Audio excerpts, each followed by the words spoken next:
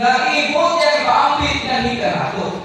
So the problem is not the water rock, but instead tungod siya sa water level. So siguro mayunta, wow, nahihil natin ng bato para ulit sa laban. No, sa itong pagkinabuhi, naman kita yung mga bato. Pero kung makulangan ta sa pagpahimulos, sa grasya sa Diyos, makulangan ta sa pagpahimulos, kining bahagi nga nasa atong sulod. Sama ta sa kayan na nagpatingalon sa mabaw nga suba, nga sulod, kuya ikaghang mga bato.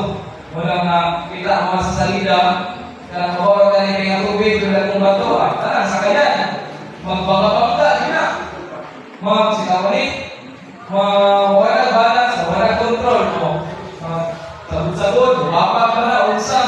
Tungod kay, wala man ang tubig.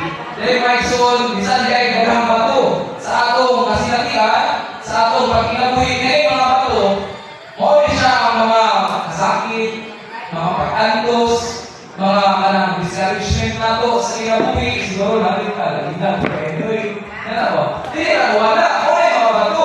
Pero gusto sa Diyos na, sa mahimot ang wise. Siguro, minunta na, ako na lang yung siguro bato. Dahil may